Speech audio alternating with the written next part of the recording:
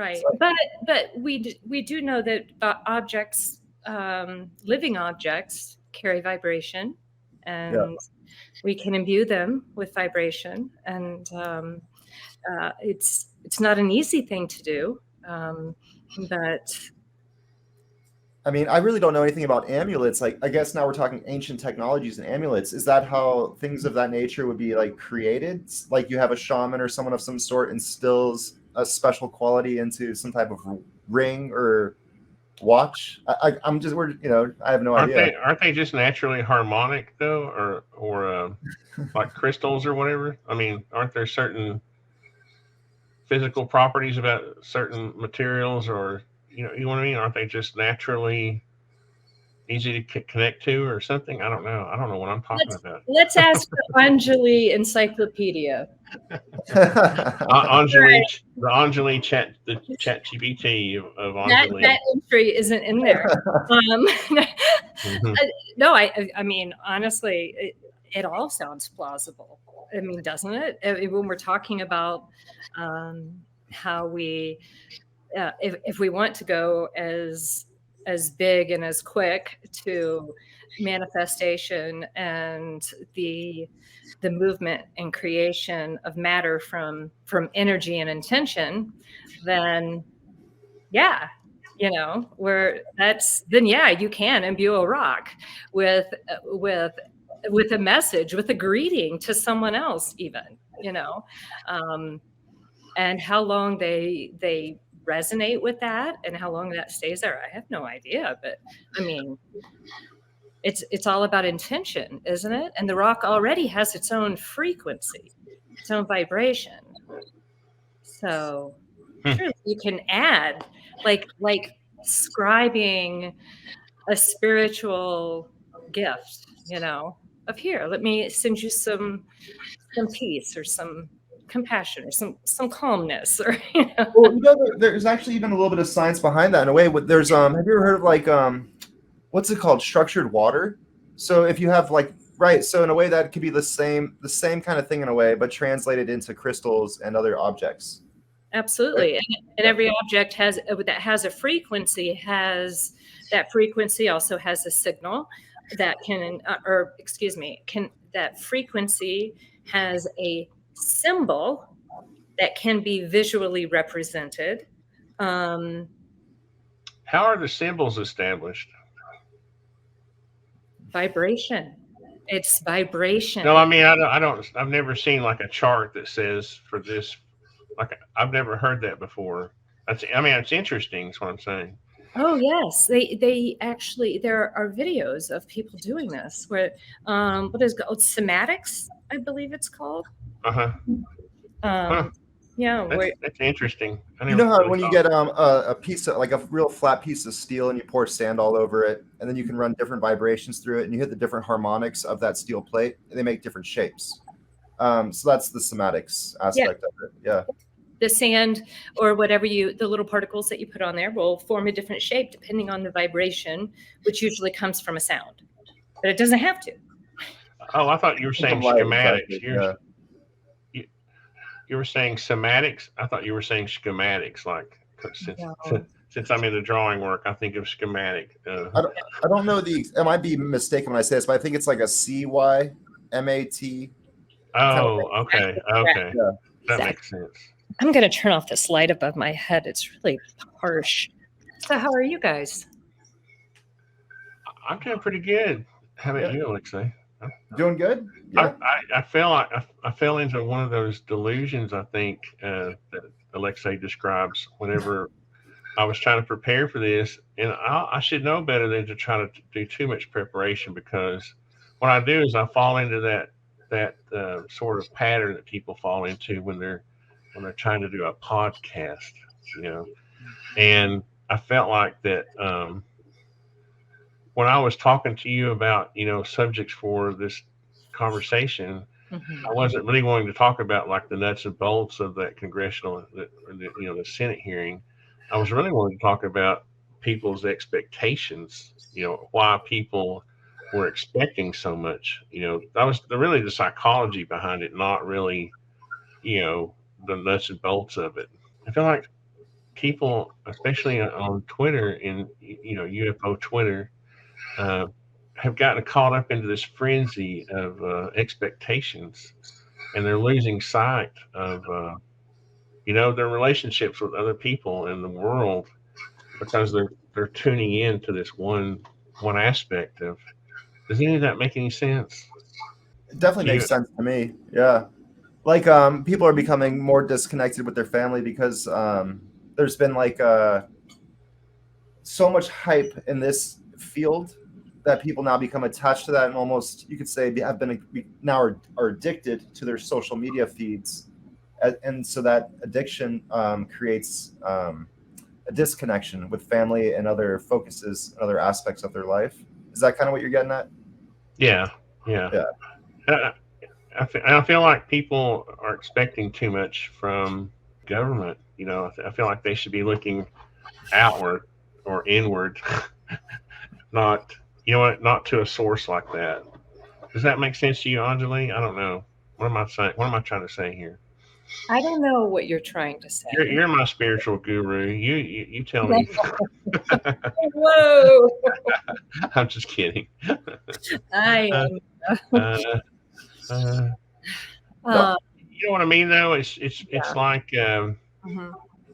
it's not a cult, but it's people act as if it's sort of similar, where there's a group of people, then they congregate on social media, and they build up this expectation, and they get caught up in it. And No, I mean, sometimes just observation is the point. Being aware that that there is like a flow that everyone can get caught up in quite easily. None of us are immune to it. All we have to do is shift our attention.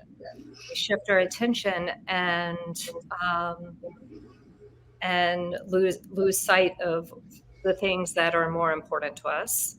And sure, we can very quickly be caught up in that. And it's designed to do that to us. Okay, first of all. So it's not like, you're revealing some character flaw in yourself. What you're doing is you are recognizing this tendency against even their desire for you to recognize that this is happening. Because social media is designed to keep everyone glued to their screens, to the media, to consuming ideas, and somebody else's ideas, somebody else's thoughts, somebody else's actions and decisions, and you're pretty much rendered into just a click, a like, a here, a rant on the other end.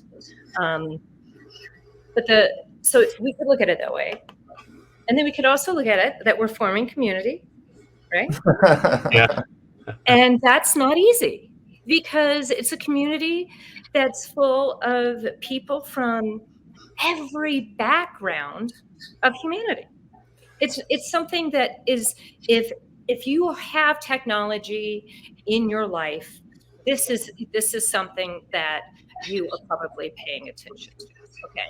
Even on the periphery, everybody hears about it in the news. How much you bring it into your life, is a different story.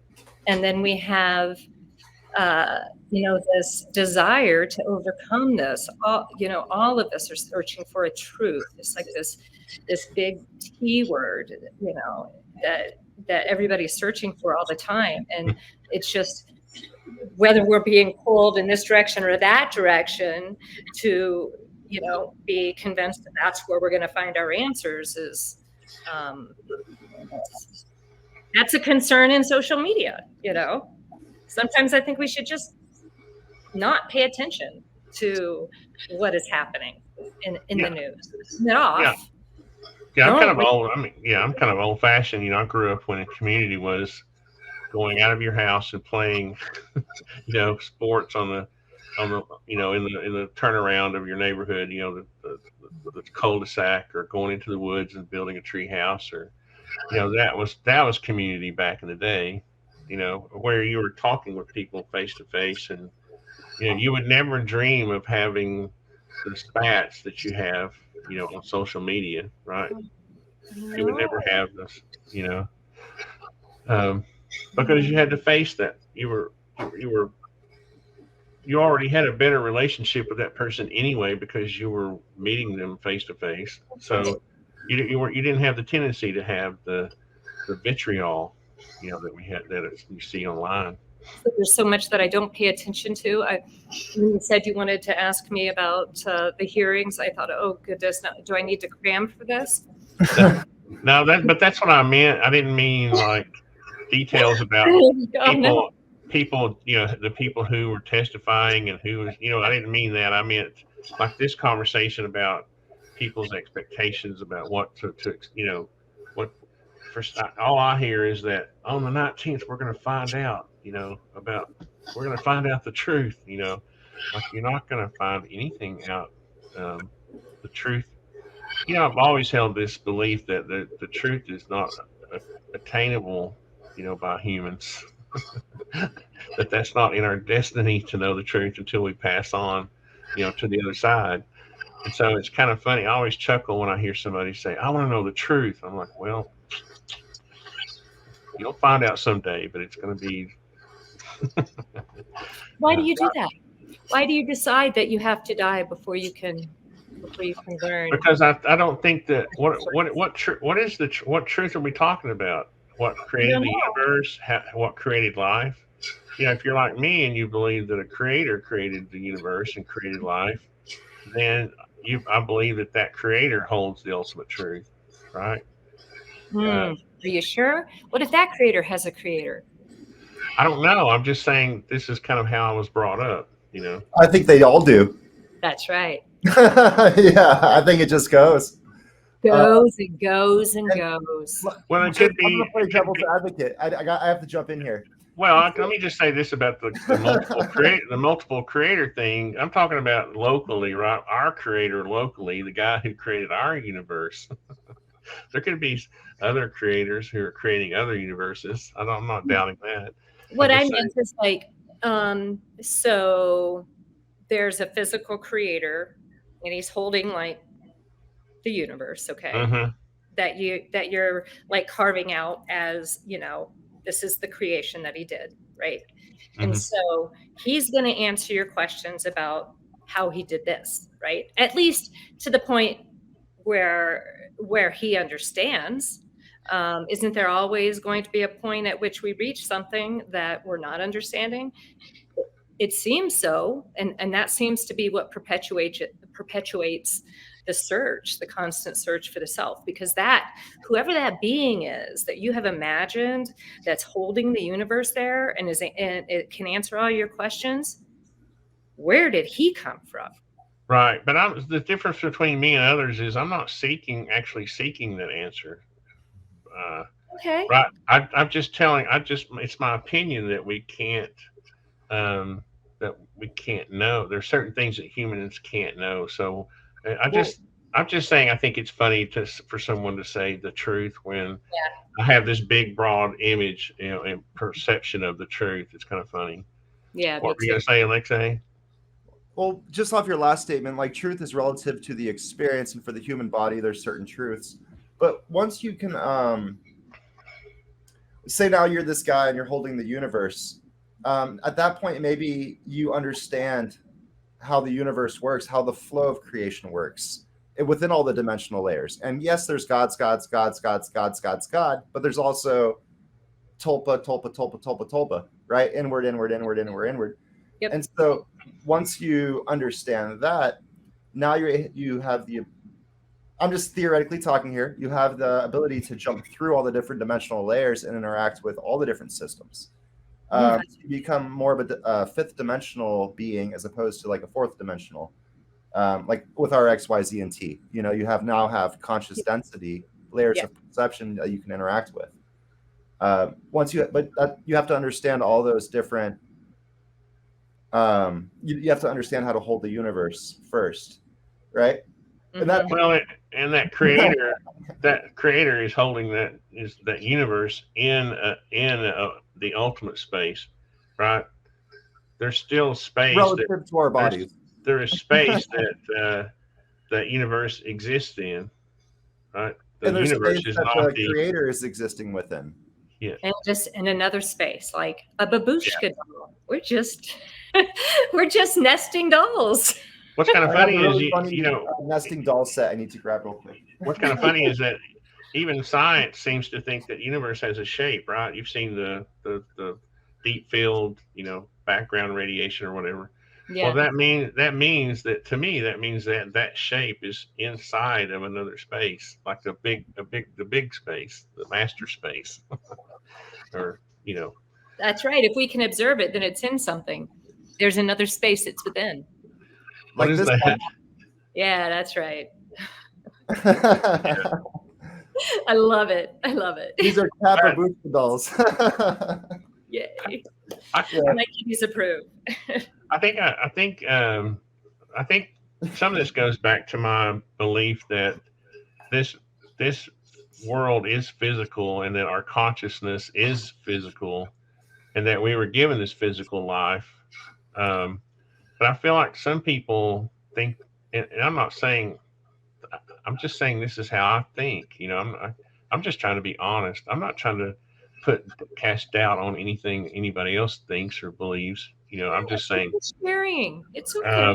Yeah, and so because I'm sure you have a lot different perspective than I do, but and that a lot of the woo that people think about is part of that afterlife, right? I believe that this life is a purely physical life, and I've said that before. And people said, "Well, what about consciousness?"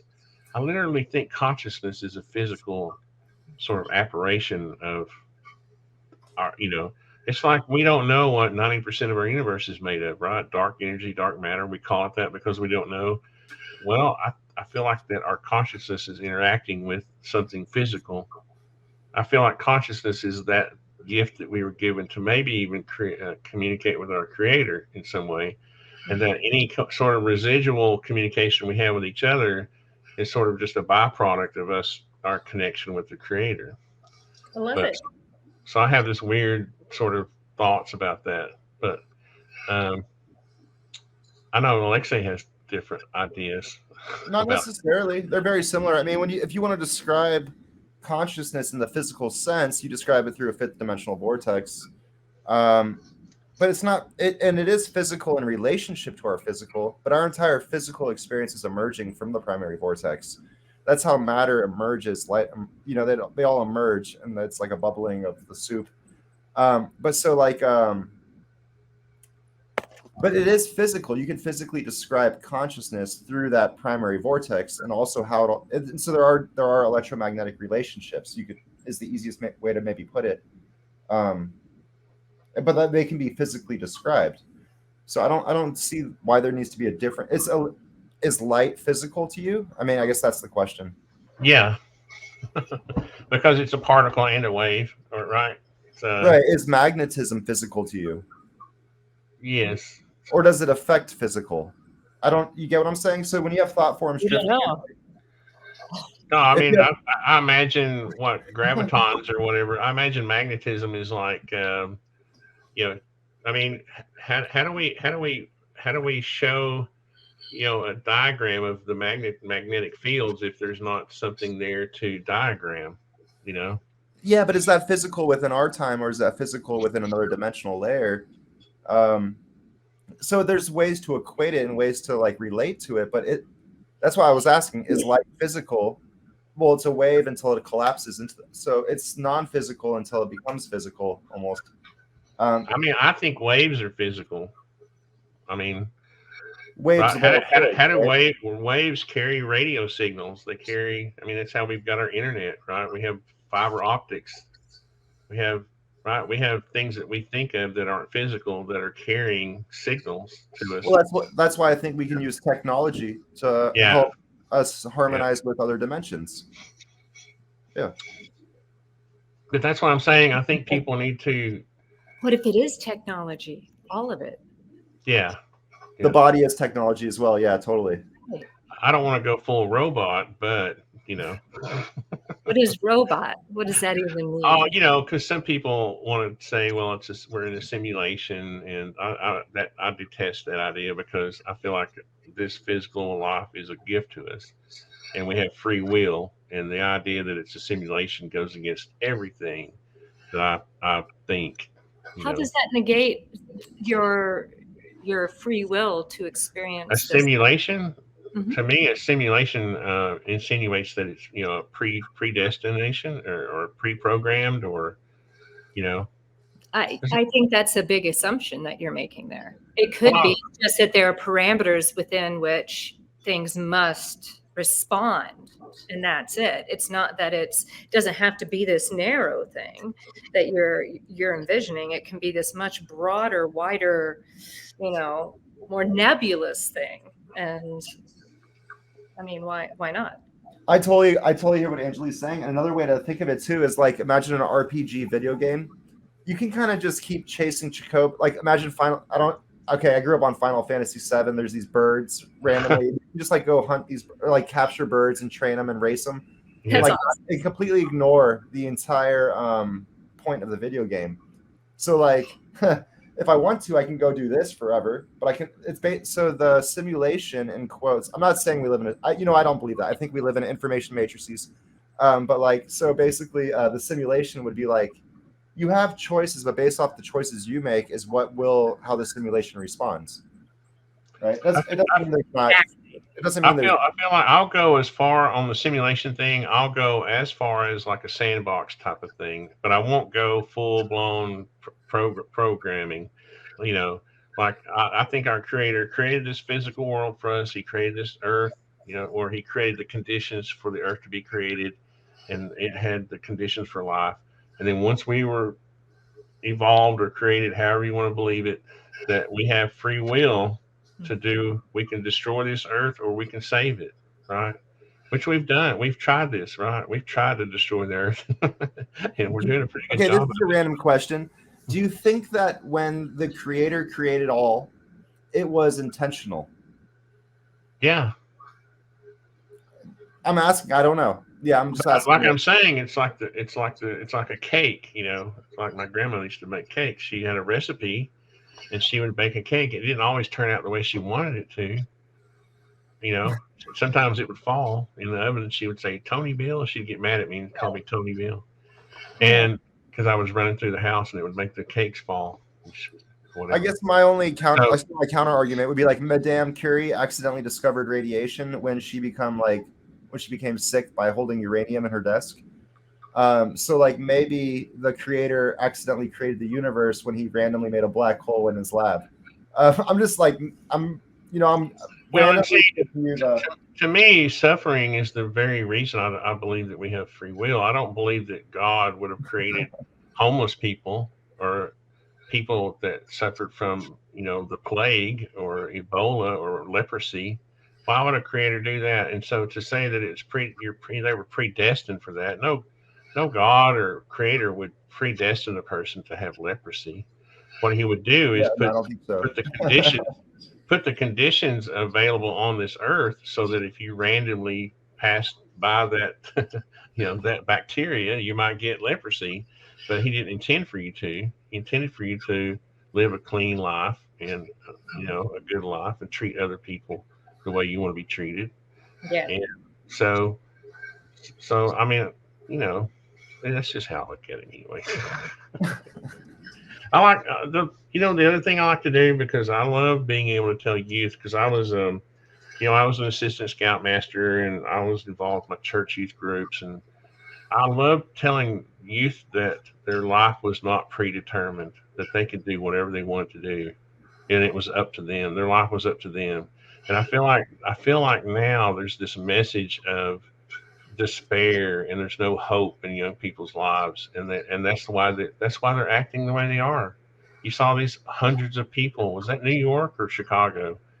Hundreds of people, hundreds of teenagers running the streets, terrorizing people. What is that? What is that?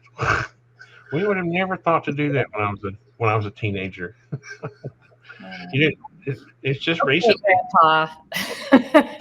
No, I'm sorry. I'm just saying, people, humanity's changing. It's evolving. I really think we're seeing, humanity suffer from entropy. I don't know. Yeah, but at the same time, I want people to realize that their lives are short, and they need to take advantage of them while they can. Live a good. Maybe people are giving up on the manifesting. Maybe they've given up.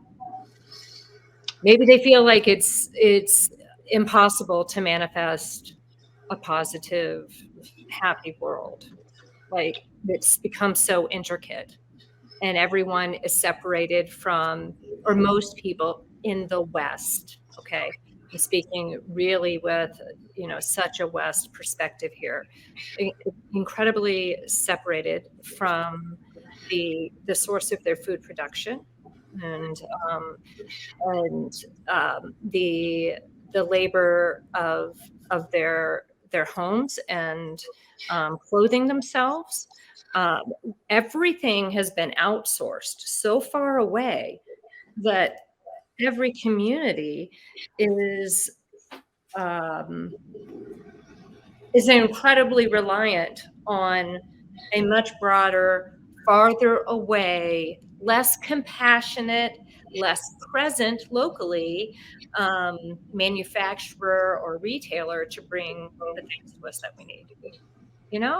That's Yeah. that's a different kind of world than the small communities where everything was right there in your community. You had. And I'm not advocating, for any kind of reactionary, the grass is greener in the past kind of perspective. Trust me, I'm not. I'm just saying that we may have thrown out the baby with the bathwater on this. And that, maybe we could have kept some smaller communities where we were more intimately interdependent and connected to one another, and connected to the growing of our food and the source of our food, and the benefits of our daily labor, and our daily focus in our lives. Those things in small communities, before we outsourced everything into big corporations, was a more fulfilling life in those particular ways. Okay. Now, I'm not talking about all the social political issues that we had at the time. I don't think that we had to turn into this to solve those problems. Okay? Yeah. I think that somehow we got convinced that we had to become this to solve those problems. And it's time to say, no, I reject that. That is not true. And we're going to create a different way. And we just need to collectively do that. And I know that sounds simple, right? And we all know it isn't. I'm not trying to make it sound simple. I'm just saying that we simply have to all commit to that. I 100% agree with that. And before we go any further, I wrote down like 7 notes just now during that. So I want to kind of, Yeah. but I think the main thing there would be like the disconnect from our physical experience, the ones that we actually physically experience in our 24-hour day, versus what we're shown by media, like on Twitter, Facebook, social media, all propaganda essentially through fractals of human, like the ultimate end result of all the delusion. And so then you have people that are essentially controlling those flows of space-time, which ultimately control the perceptions of people that are tuned into them. And That's so right. when you have people, so that controls your line of sight. And so their line of sight is basically being controlled by someone else's perception versus their own physical experience. And then when you said you started talking about like the grass is green on the other side. I was like, well, why don't we just water the grass instead? Was what I wrote down. Right. So yeah, those were the notes I took. It's interesting. It's interesting. I like it. It's interesting you brought up the idea or the subject of food production, because when I was a kid, I know I'm more grandpa talk. Sorry, but I really think I really think the reason that our history gets lost is because, a lot of people who have life experience don't share it with young people. That's But right. when I was, when I was a kid, my grandparents had me working in the garden, right?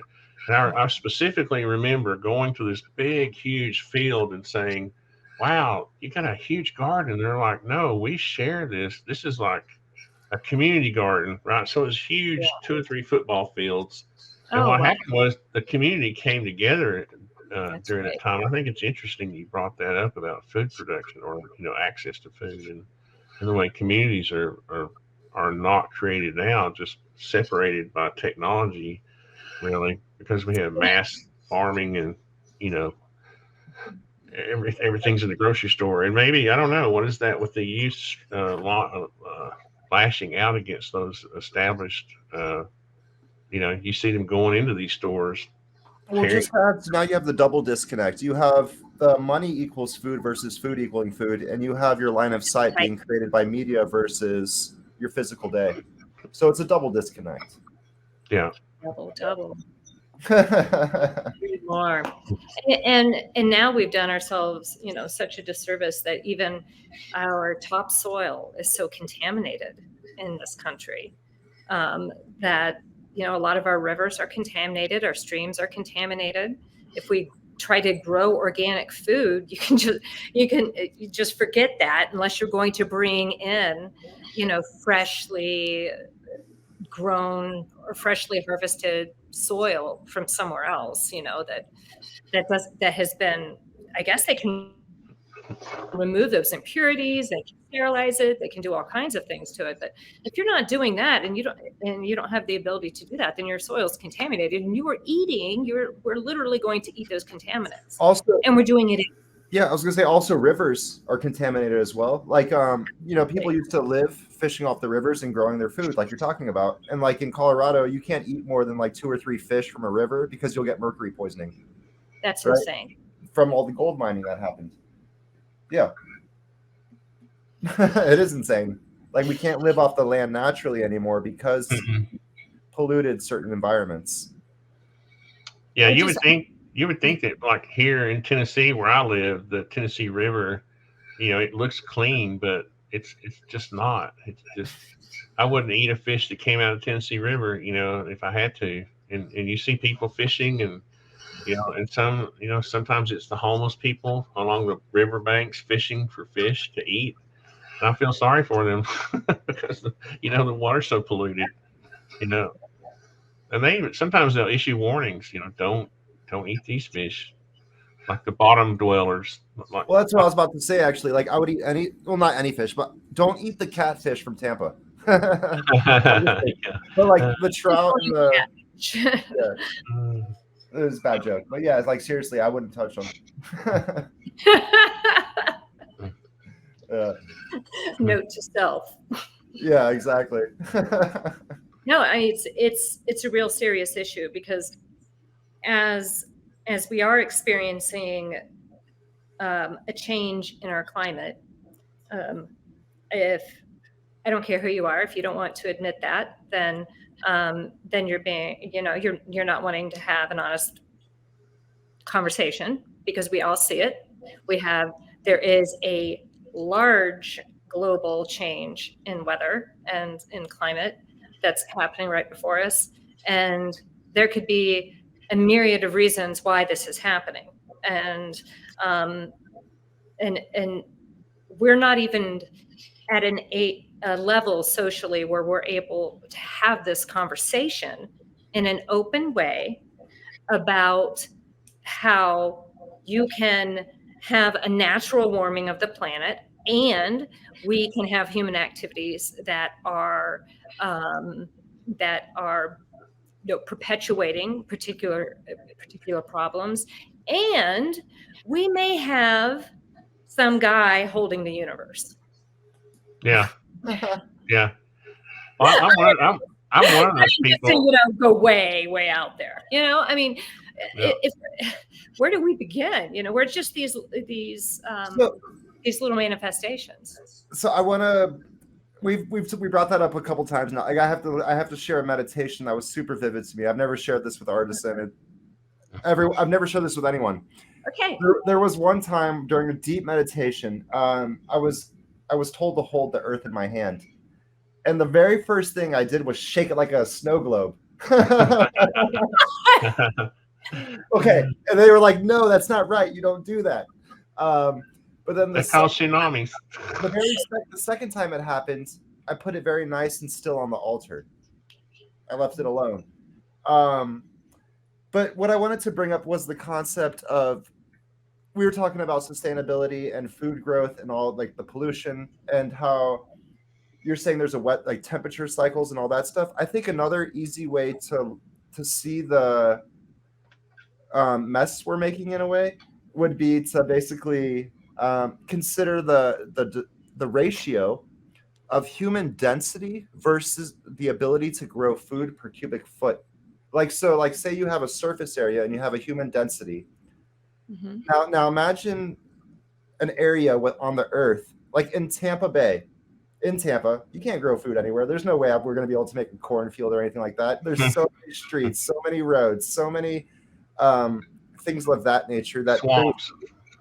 There's no way to have a sustainable environment within this, you could say, circumference of existence on the earth.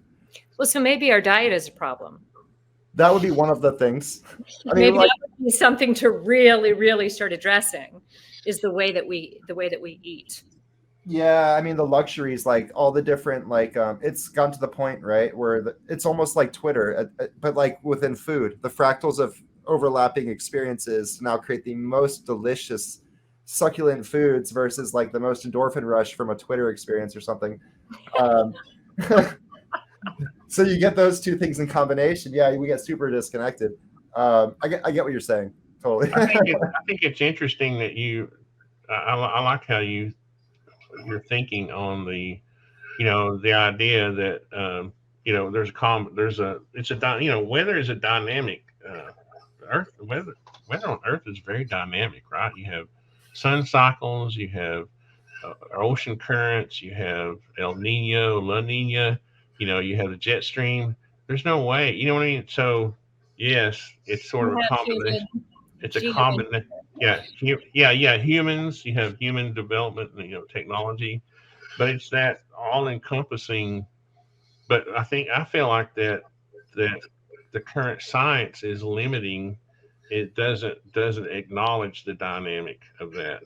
I feel like the current politic of it divides people, because I remember when I was first growing up as a teenager and I wanted to become an artisan, right? I wanted to start my own construction company someday. And I was gonna, conserve lumber. I was gonna be a conservator of the lumber on the earth. I was gonna plant trees. And I remember my first disappointment was someone saying, well, all you're doing is cutting down trees. I was like, no, the construction industry also plants more trees than any other industry in the world, you know, and so, but it's like the politic of that overwhelmed what people were actually doing in real life, and the reality of it. So, and it's frustrating for me that people just won't say, okay, let's start over.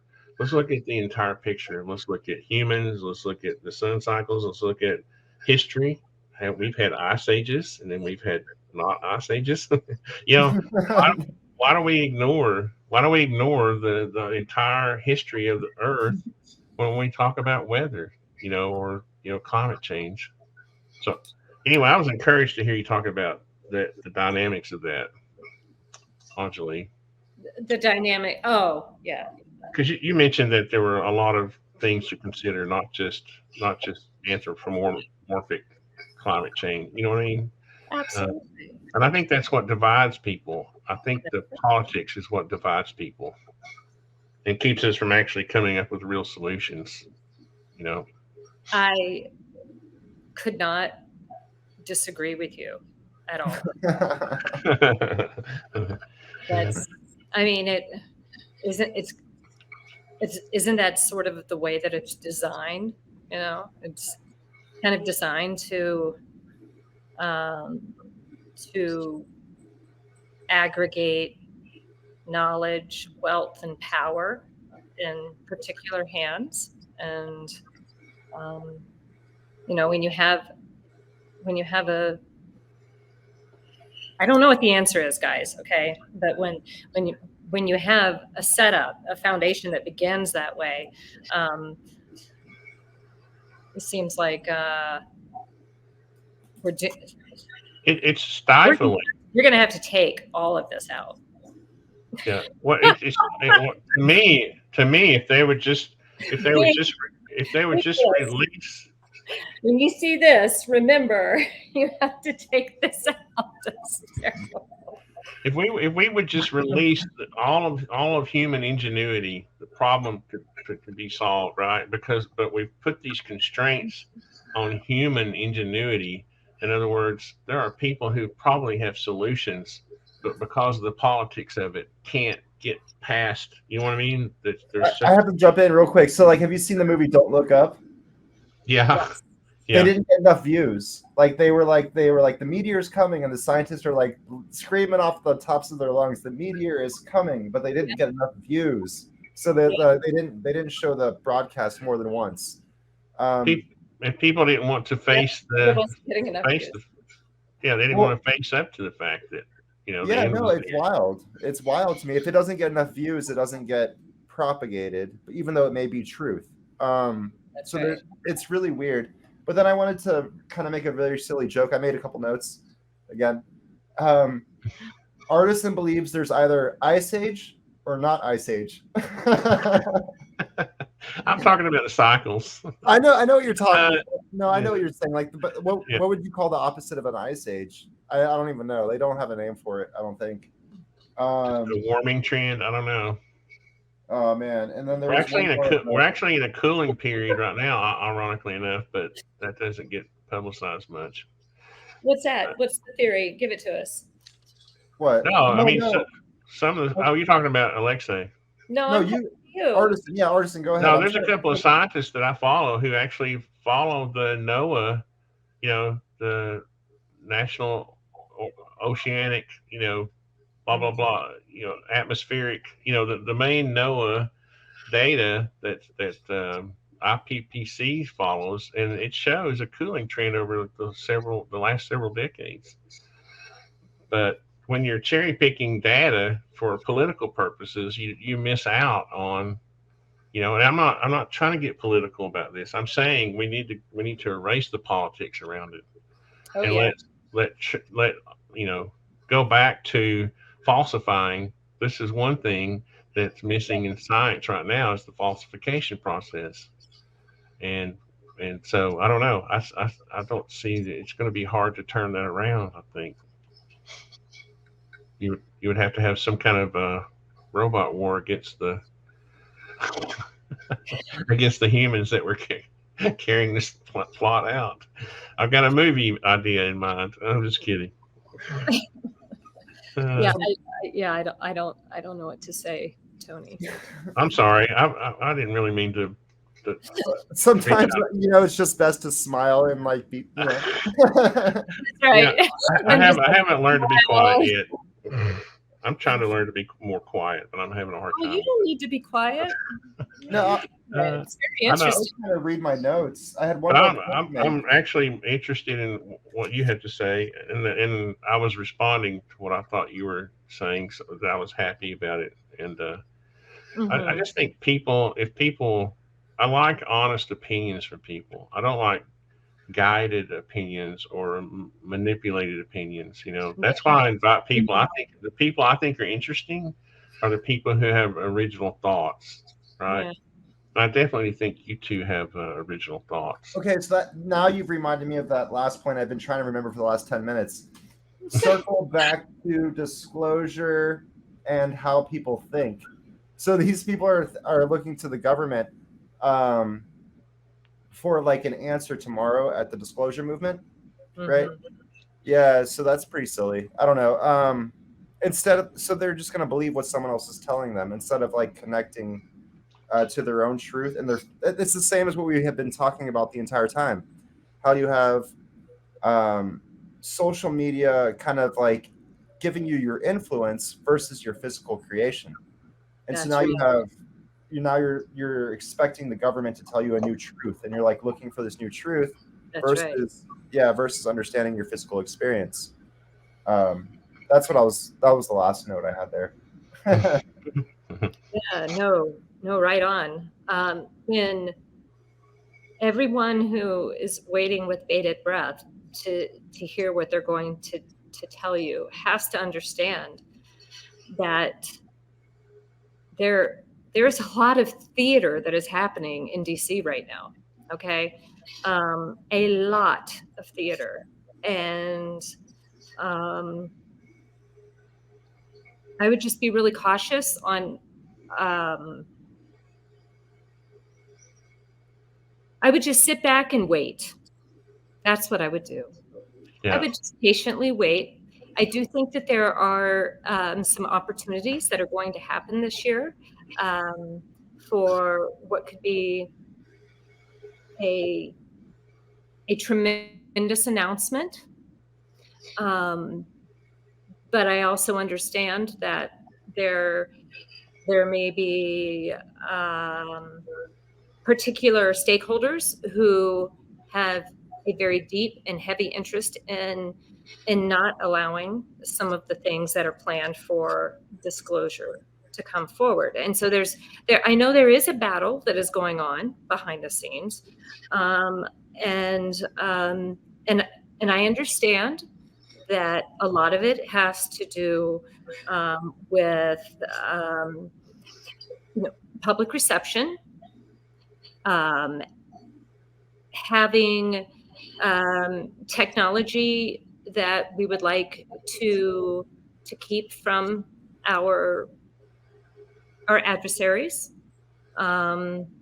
knowledge that perhaps we would like to keep from our adversaries, while also recognizing that we're at a point in which information is not as easily controlled at the same time as it's being used to control.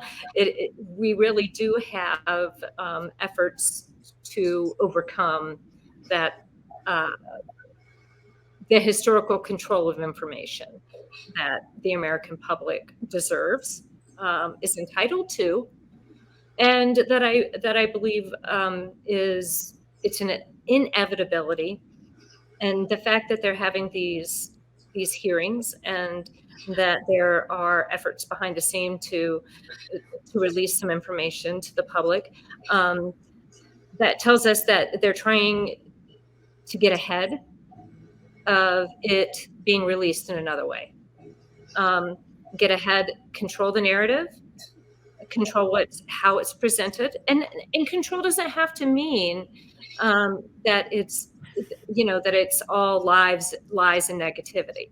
It just means that we don't live in a society where we're all going to be privy to the information.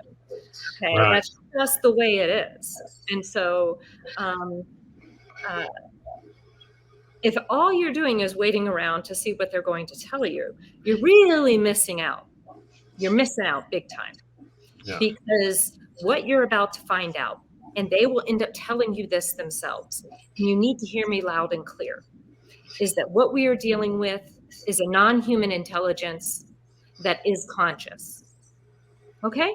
That's what we're dealing with. And we're going to have to accept that. So there, I gave it to you. Voila. So I just want to say real quick, you're one of the very few people I've ever heard say that, other than myself, in a way.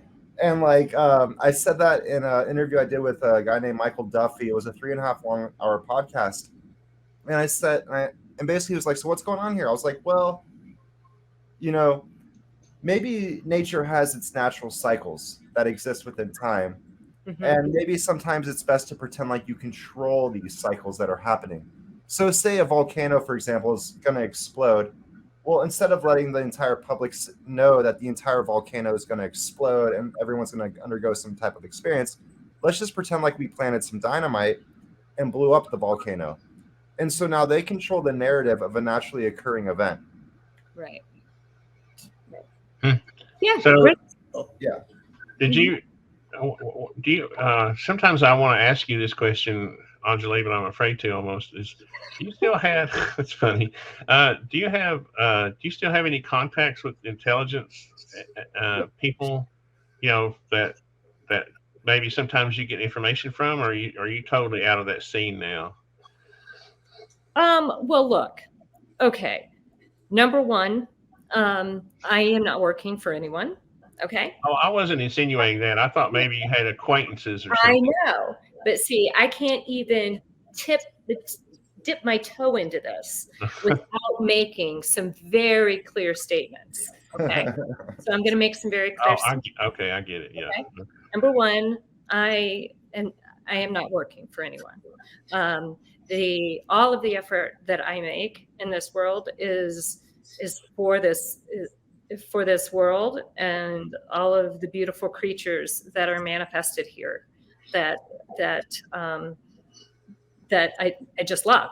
I work for a higher source that is not physically present here with me at this time. And I only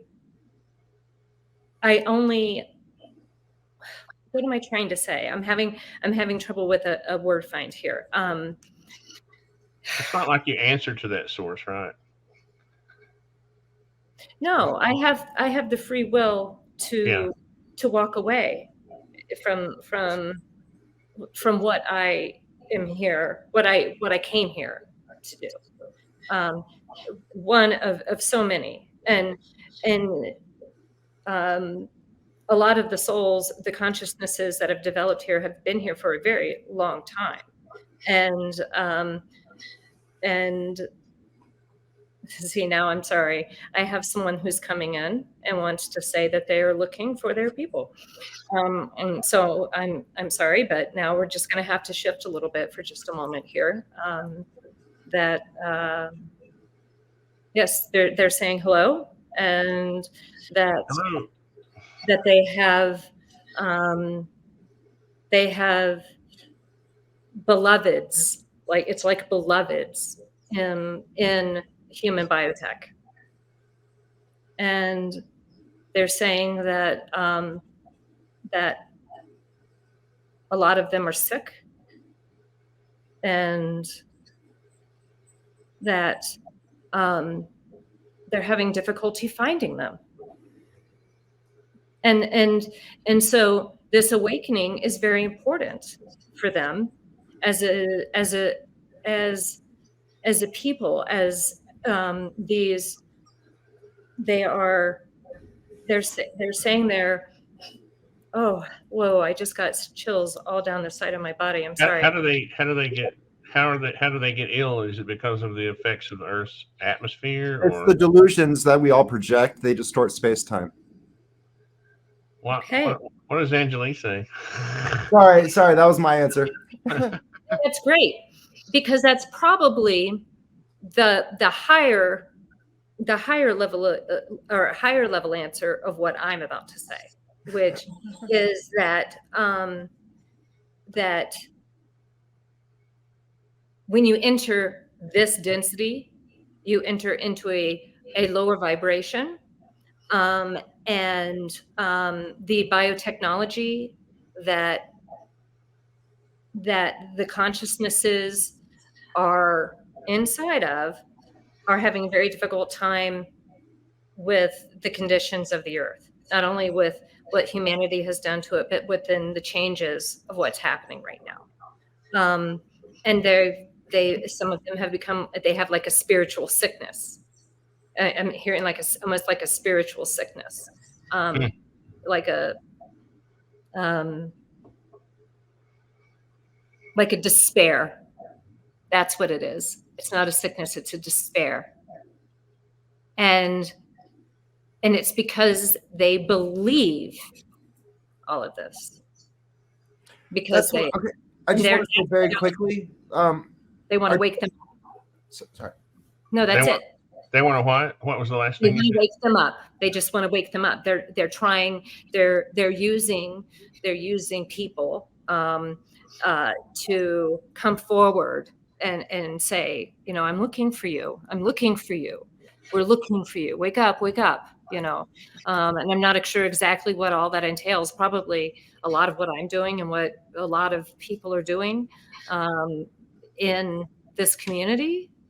Do you think some people are maybe feeling this subconsciously and not directly, or as far as thoughts, having thoughts of what they need to do, or you know what I mean? Like just as simple as, oh, I need to have a Senate hearing, and you know, maybe I need to organize this or I need to organize that. Do they communicate in that way, or with other people, or just mainly, you know what I mean? You, or do they have limited contacts, or I've always been curious how that works. You just asked me like half a dozen questions. I'm sorry.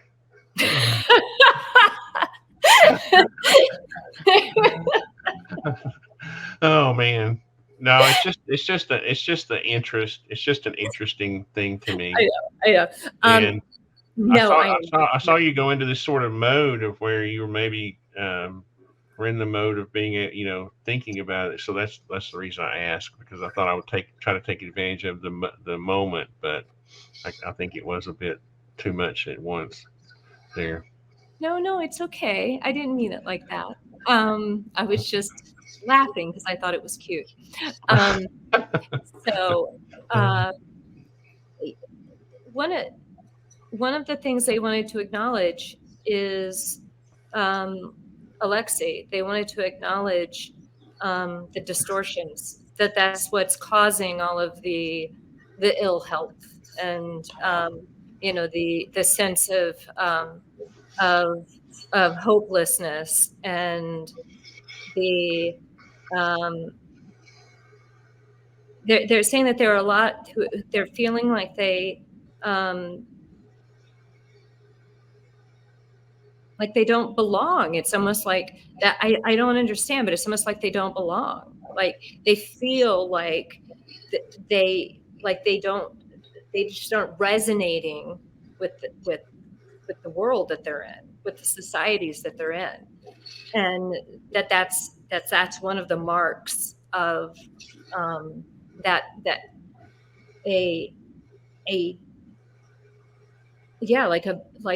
an inability to vibrate or to resonate with society, but super resonating out in nature. Yeah, I 100% understand what you're saying, and I was trying to find a pen, like more paper, to take more notes. Okay. So 100 concepts already slipped my mind, but like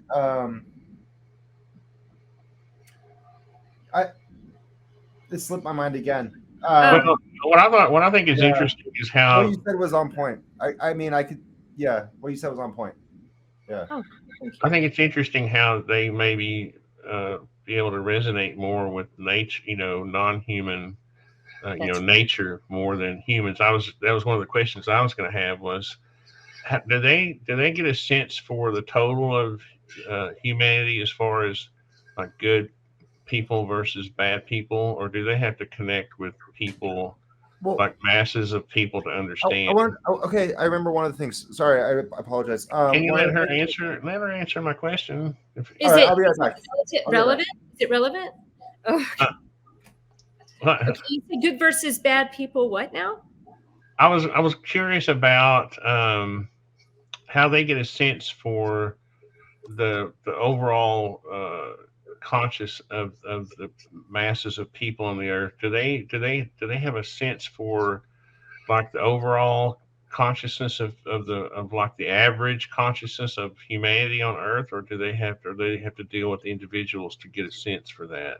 So okay, that actually is 100% relevant.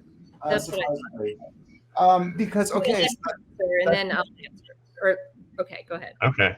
That translates back to the original point that Anjali had brought up, which was the avatar in a quotes kind of concept, where there is the ability to transfer information through different dimensional layers within the primary vortex of creation. And so to a person who is completely removed of delusion, they have a reincarnation information matrix.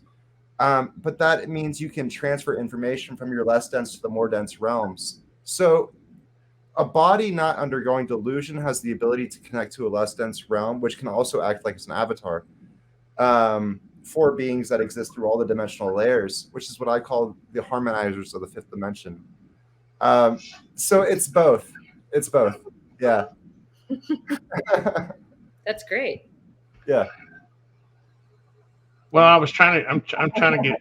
I feel like I'm the representative of just the common person who can ask just common questions, and so I'm trying to relate it on, So then the avatars are able to translate the information back into the other dimensions. But I guess the answer to the question. I'm trying to ask Anjali about the entities that she's involved with, because you're not involved with those entities and she is, and I'm asking specifically about those entities.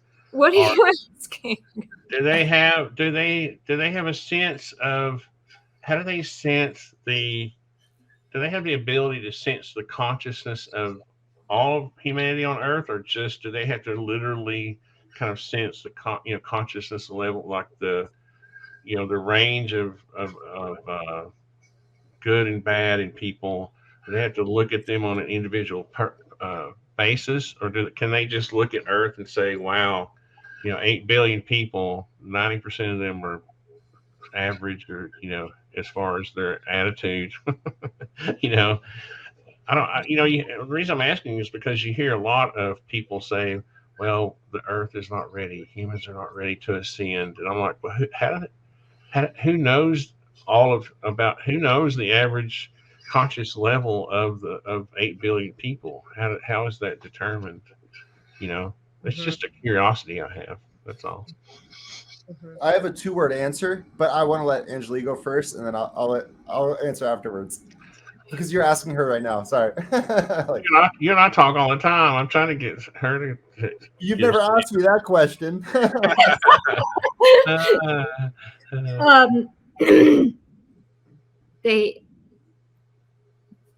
Their first response was that there are no good and no bad people. That's interesting. That's part of the distortion of what we're experiencing. That there are many expressions of consciousness that are going through a growth experience. And they're saying that eventually it all ends at the same, or reaches the same point. I don't want to say ends, because that makes it sound like there's like some kind of definitive, location. I don't think that's what they're saying, but that eventually every expression of consciousness reaches the point that I don't know how to say this. Okay, this is really a hard way to say it. Reaches the point that it was intended, when it's like ready. It's ready. What is it ready for? I don't know, Tony, but apparently sometimes it's ready. Ding. Well, that kind of makes sense. I guess it's something that's not easily described. Maybe the answer to that is dynamic, like the weather on Earth. Maybe there is no formula or equation that can be stated. That I'm looking for. Can I chime in for a second? So the easiest way for me to say is, how do they know what's happening on Earth? Because you can't actually experience Earth unless you're within a body that is within our relative frame of motion. And so I would call that interdimensional avatars. Second thing I would say here, well, and that's like the reincarnation cycles of a body that is a laminar flow throughout all the spirals of creation. And then you have,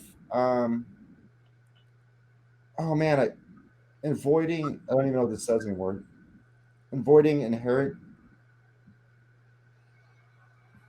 That makes no more sense anymore. It's funny how thoughts pass and go. How do you know when you're ready to ascend? It's when your body has gone through enough experiences to have pacing motions to where you know right and wrong from what is the way. So through karmic cycles of delusion of reincarnations, we ultimately learn we ultimately solidify into, you could say, a perfect being. And at that point, now you can actually harmonize properly, as in like your electromagnetic. I don't know if you've ever heard me talk about like harmonizing into lucid dreaming, but like it's the point to where you can actually harmonize through the different dimensions, based off of like the wants, don't wants, assumptions, and expectations. Almost the removal of the ego and thinking of, and becoming more of a fifth dimensional harmony versus our understanding of space time.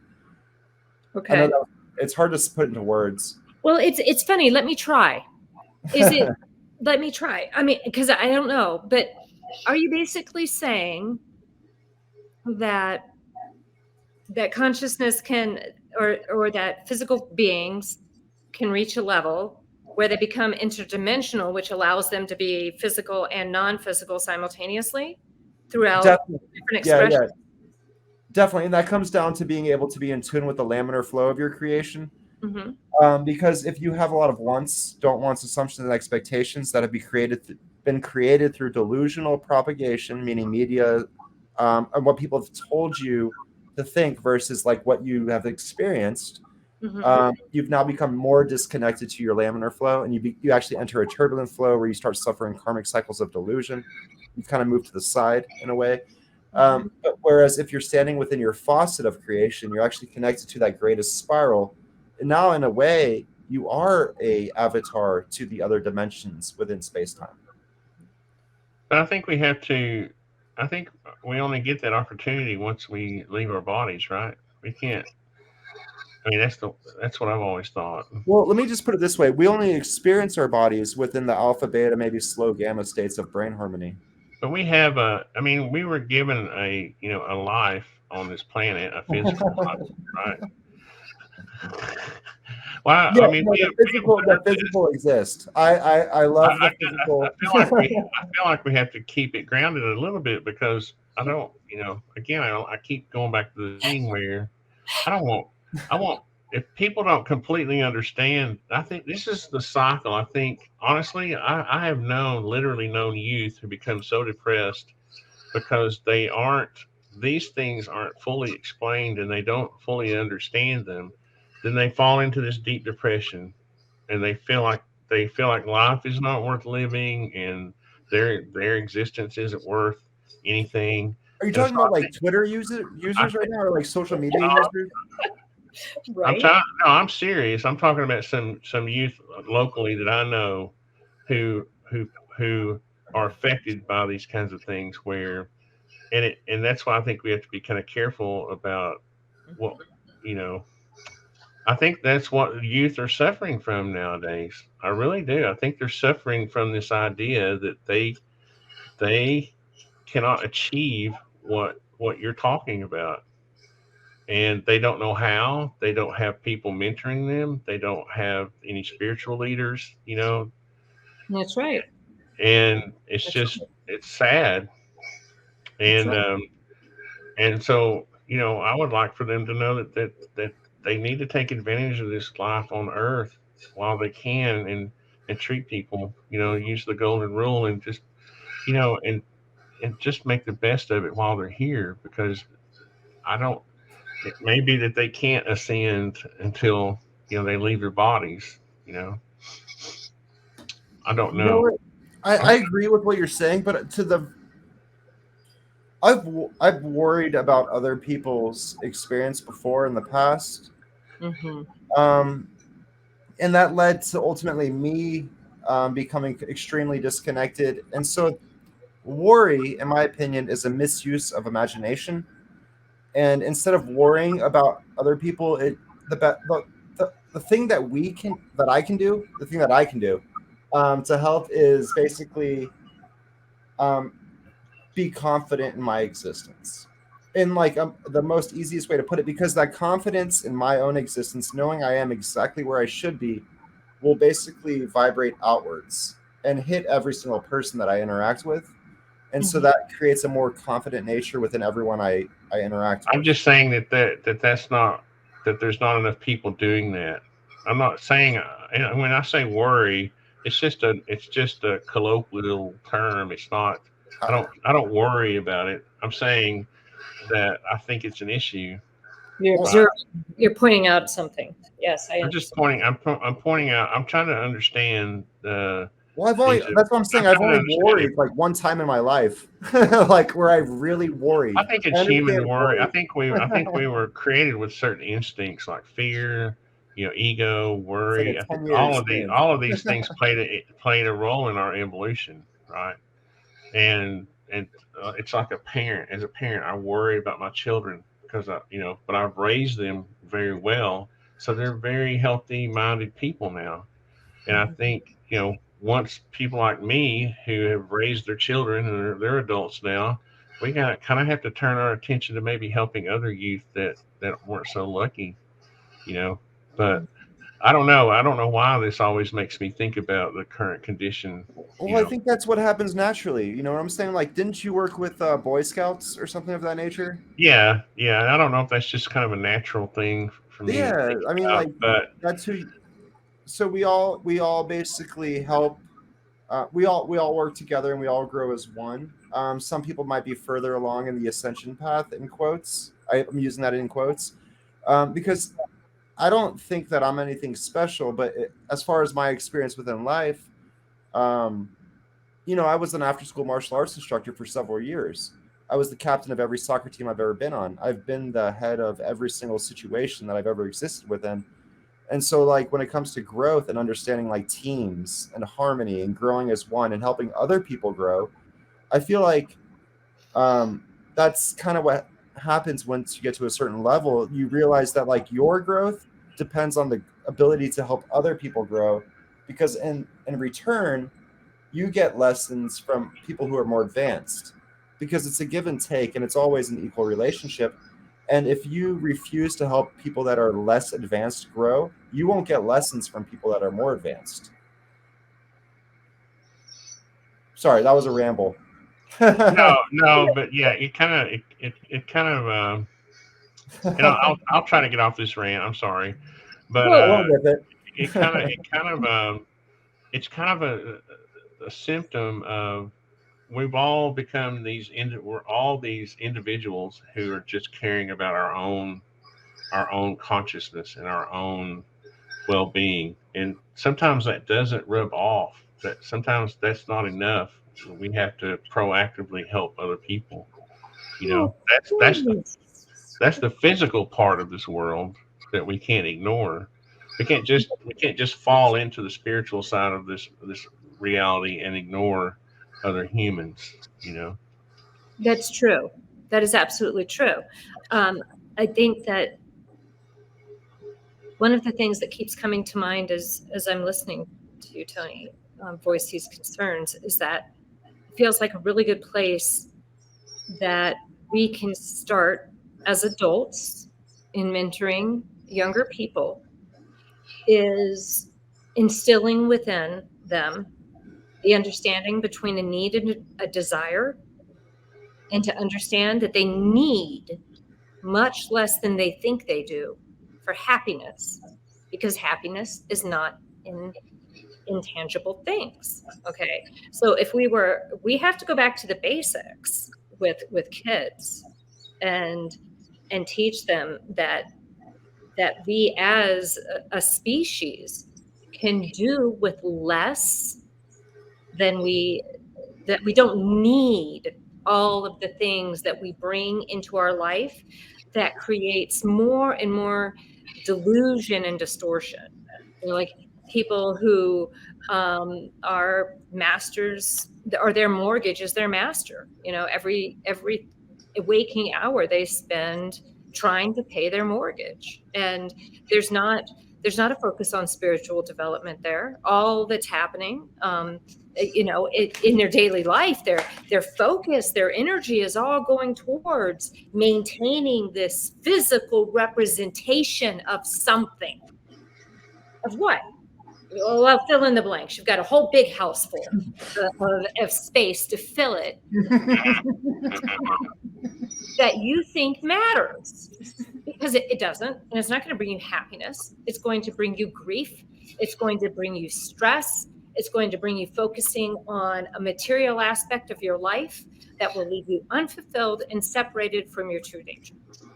That's what I would do. I would start with telling kids that. I want to say, Anjali, I love the passion. Okay, that was the first thing that was actually the last thing I just wrote down, because I was, it's like a pacing, right? So now if we move backwards, how do we teach children? That's where I mentioned the whole concept of like the power band rings earlier, and like it was an adult, and the adult thought that they were gaining. So now we're circling it almost back all the way to the very beginning of the conversation. The adult thought that they were gaining. It was an adult, not a 5-year-old. It was a 38 or 9-year-old adult.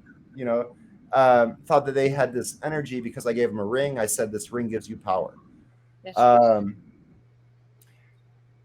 I think we have to be really careful when we work with children.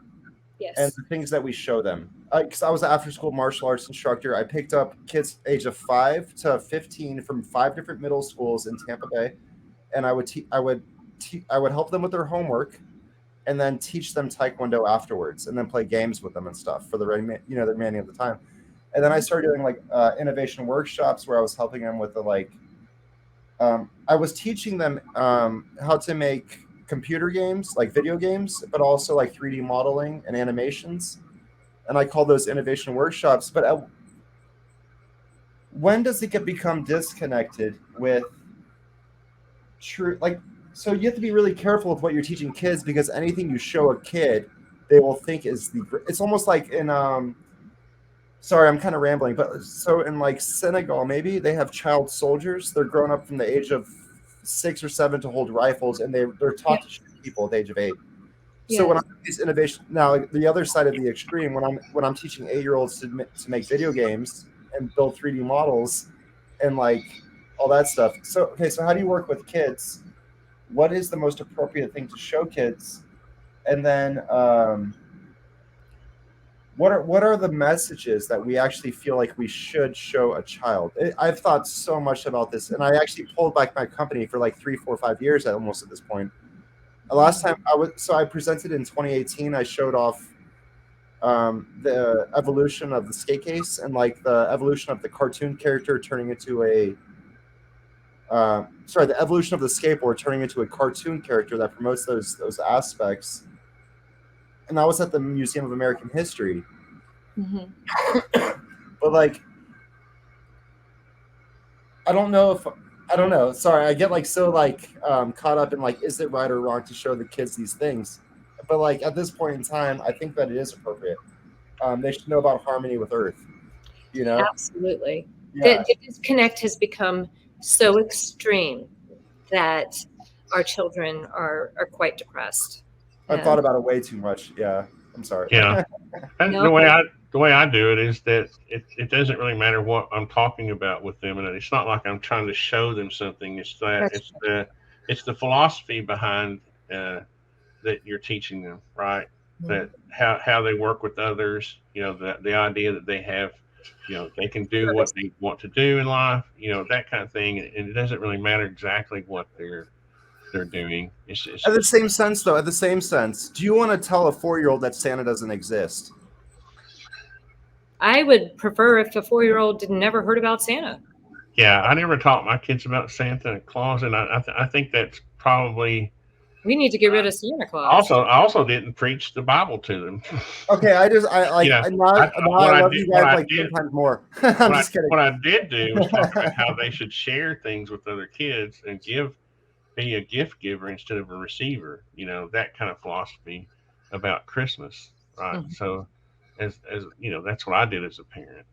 Well, like, so we're born into these fractals of creation, and we're only taught like what is truth by people that are older than us. And so like when I say that, like Santa Claus being real comes down to our values of success being real based off of monetary wealth and like position and power.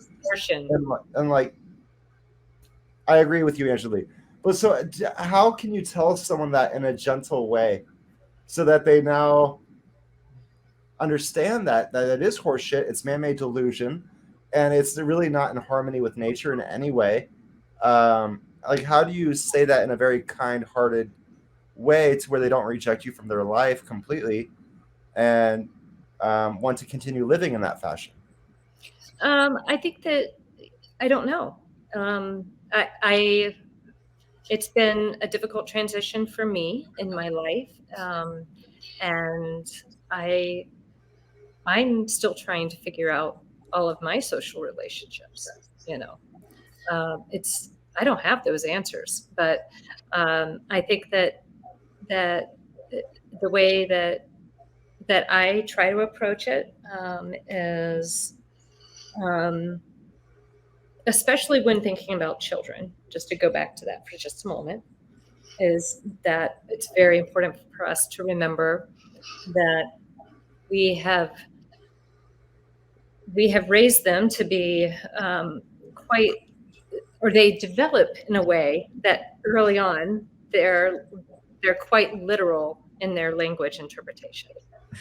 So we have to remember that. Okay, so for example, just real quick example, we're driving down the road with my two children. They're 2 and 4, 3 and 5, something like that. And there is a course of students in the summer who are learning to fly fish, and so they've just got their rods and flies out there, and they're just casting. And my son said, he was 4 or 5. He said, "What are they doing, Mommy?" And I said, "They're fly fishing, or they're learning to go fly fishing." And the next time that we came by, he said, "Look, sissy, they're fishing for flies." And I thought, it makes complete sense, right? Sorry, that was a really long story for just a very brief point of how very literal children are, and how we fail to understand the complexities of the concepts that we're presenting to them when we're talking to them. And I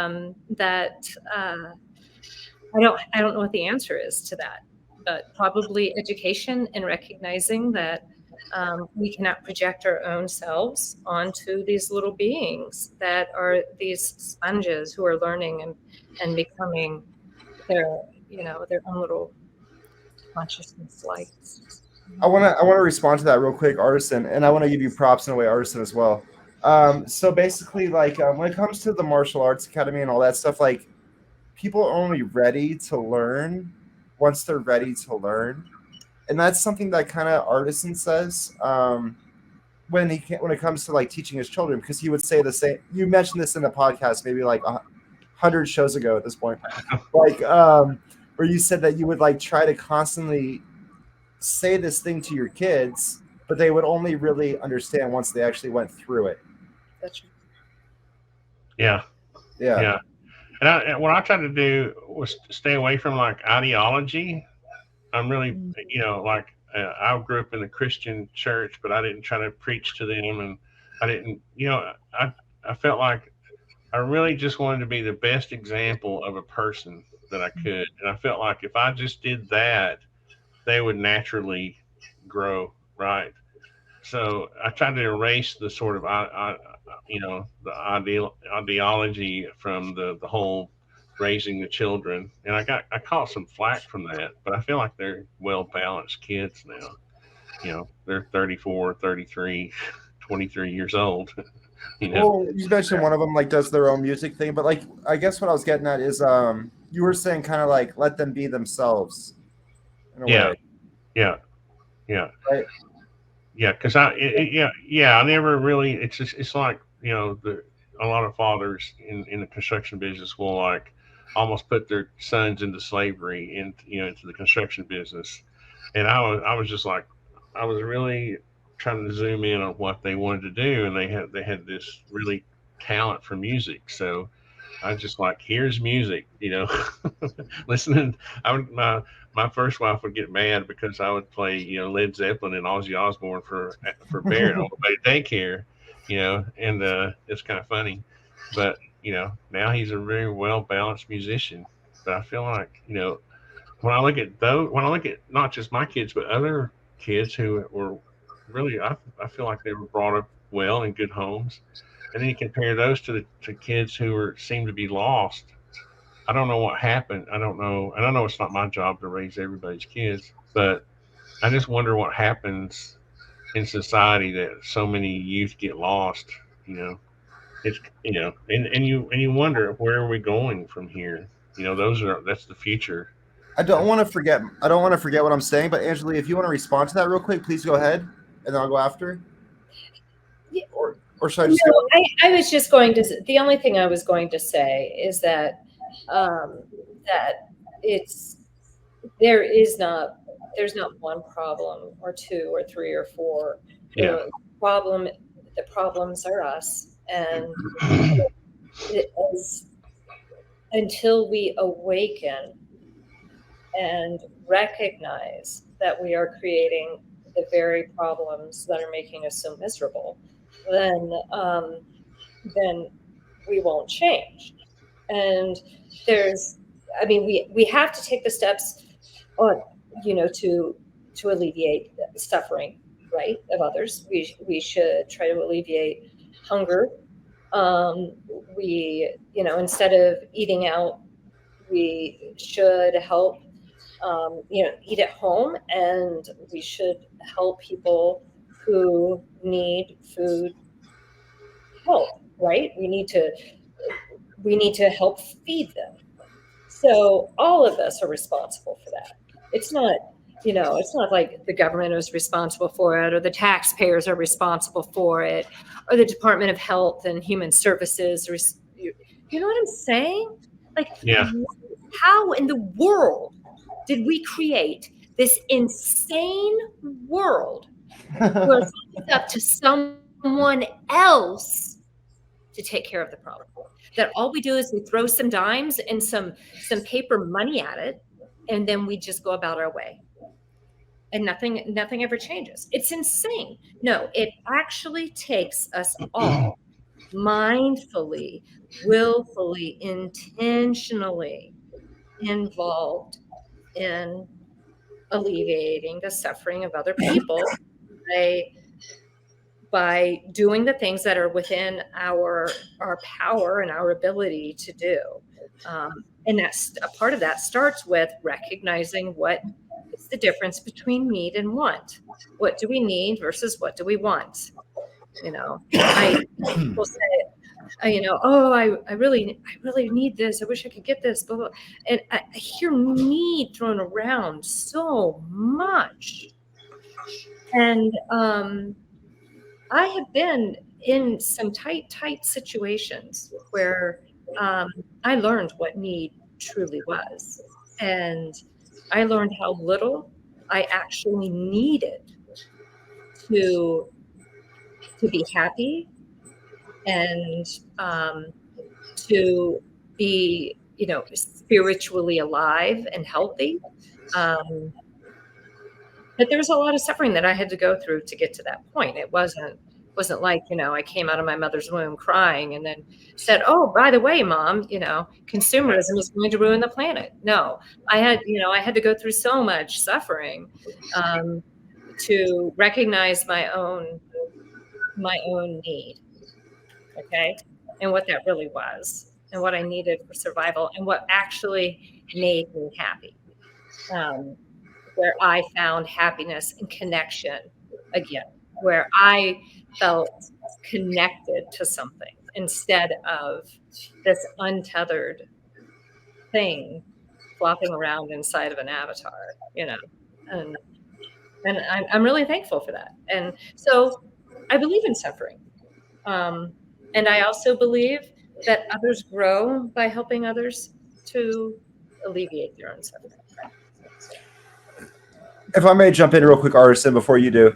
Anjali, well spoken. The very first thing I wanted to say, and again, working backwards from the last thing you said, ego death is basically a very good description of what you were just talking about. Like, you think reality needs to go this way, but in reality, those were all kind of like delusions, and now they get removed. Now you're actually connected to Earth in the greatest flow. That's right. Yeah, and then you have evolution. Oh no, never mind. This piece of paper is absolutely distorted at this piece of time, at this point in time, and I have no idea. I have no idea. And so we have evolution versus and rights versus responsibilities, and I That's feel right. like that relates 100% to what you were talking about. You didn't say rights versus responsibilities. You said something else. I don't know. I'm not sure exactly I think how you were referring to when she was talking about how we should help others in their suffering, and alleviating the that suffering of that's others. that's a responsibility. You get what that's what I was about to say. Yeah. Artisan has talked about that several times, like the concept of like you're given rights by the government. I could do a lot of dumb stuff by the military. If I wanted to jump in an F-16 or a fighter pilot, I could go drop bombs on people in Russia and Ukraine right now. But is that responsible? Is that like the right thing to do for humanity? So you have rights versus responsibilities. I always go to the extreme cases to make it very clear and abundant. So like, is that the right thing to do to someone else? Do you really believe that dropping a bomb on someone is the right thing to do? Right. Or do you believe that, right? So rights versus responsibilities. And then there was one other concept, but I don't understand my notes. Well, it was the concept when I was speaking of that. The context was we were literally talking about children again at that time, and I was saying I taught my kids that they don't have rights, they have responsibilities, and the idea behind that was to put them in a proactive mode of helping others and doing things, instead of becoming a victim. Um, the whole thing of I have rights, and it's sort of the rights are for people who need protection, that need that safety net, right? But those people who have the ability to help others should be look more on the side of having a responsibility instead of rights. Right? We have a responsibility to take care of people who can't. Right. That's the way it used to be in the South, especially. It was, neighbors took care of the homeless people and the poor and the churches. I remember as a teen, we met on Wednesday nights. Our Wednesday night service at church was, when I was a teen, was going to church, taking covered dish dinners and taking it to people who didn't have food. And I've always thought that was a really cool thing to do. I just want to say that is how Artisan described it. I took that translation of how Artisan described it and related to other aspects of creation. So now we have the points where our rights allow us to do very, very certain things. Like I can join the military, I can become a Marine, I can go shoot some people, and it'll be legal. But okay, so that's a right versus a responsibility to creation. If I was to be responsible to creation, then I probably would never have even considered doing anything like that.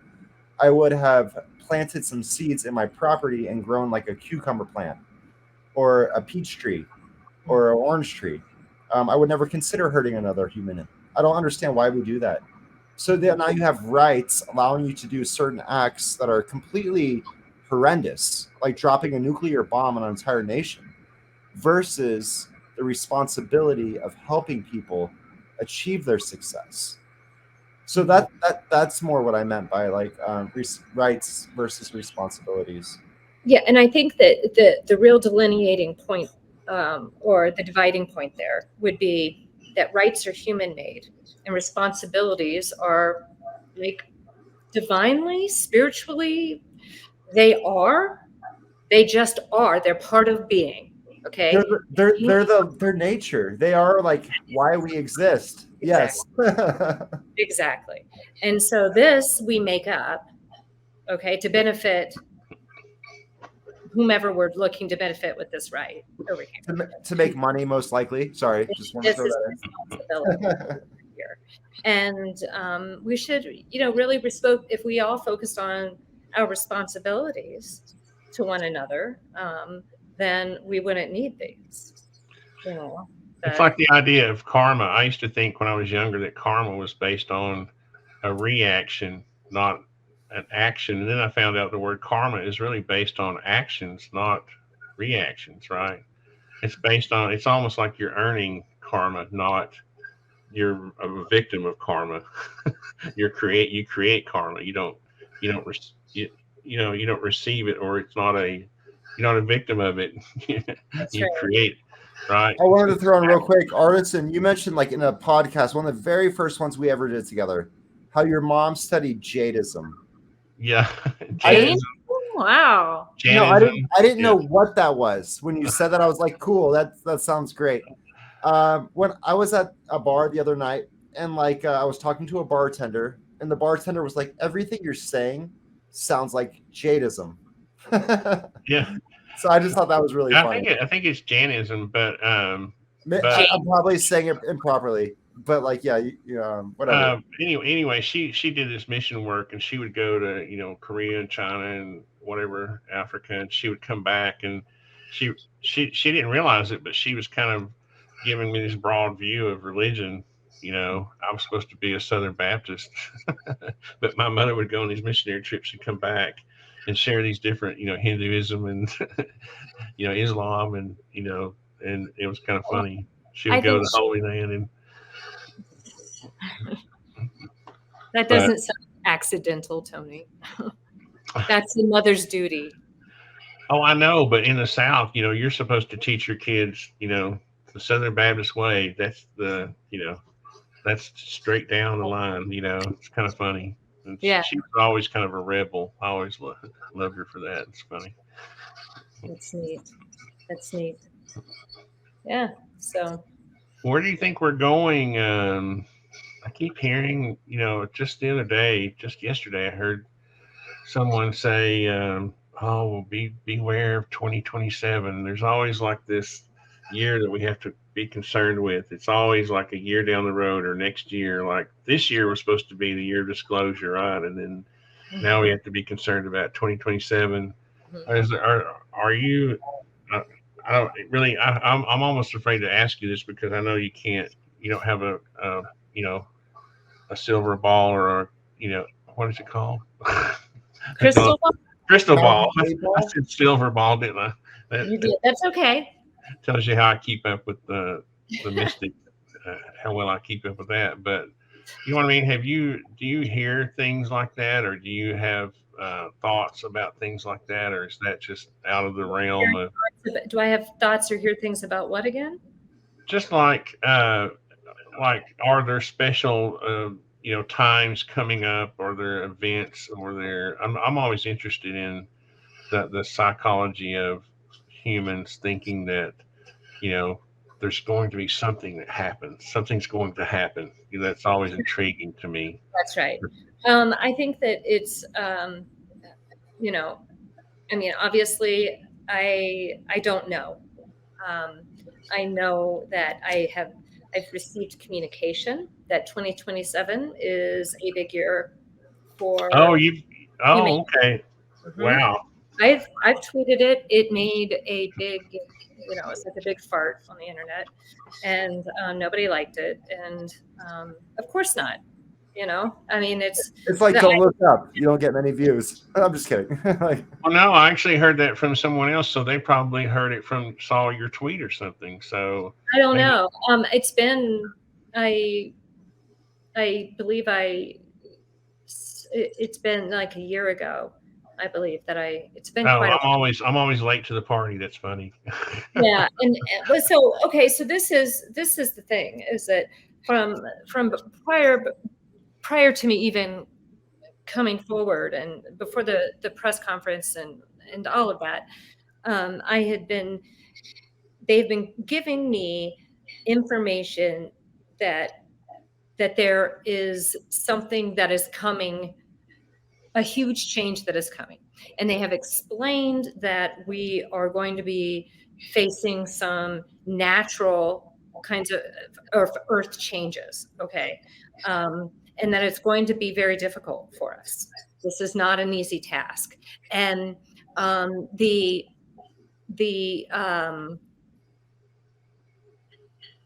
I want to say that there are members of the council who like to refer to this as a cleansing of the earth.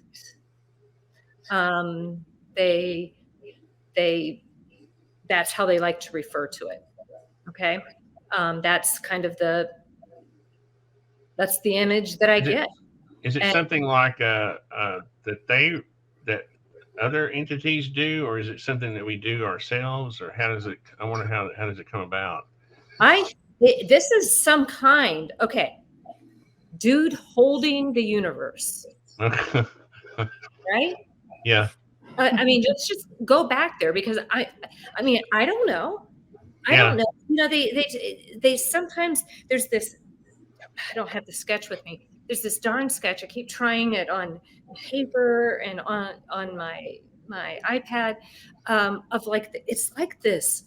It's the It's so bizarre. Okay, so when you look at it from the top, it looks like this flat circle that they're showing me that has all these different levels. Okay, it's like inner, and it just goes out, out, out. Okay, and so here I am. I'm trying to figure out this circle, and it's got all these lines, and I'm thinking, oh, good. Okay, so I see. So these, and this is how you talk about distortion. So I'm trying to move these little gears, right? I'm thinking, okay, there's these little gears. There's these things. They slide and they move and they mean things, and they're different times and different place in space and different alignments. And wow and whoa, it's this wheel. And just when I thought I understood what I was looking at, they turned it, and it was like a cone. And my mind was just like, poof, come down. What's going on now? And so I just have to admit, I don't have any idea. I'm just like this little live wire that is being communicated with. And I don't think I'm just a little live wire, but I do think there's some real live, something real and live that's happening here, and it happens in real time to me quite often. And I'm not the other one. There's a lot of us. There's a lot of us, and people like to perpetuate the idea that they like to hold a few people up and say, oh, they think they're special, and they ignore the sea of voices that you can find online.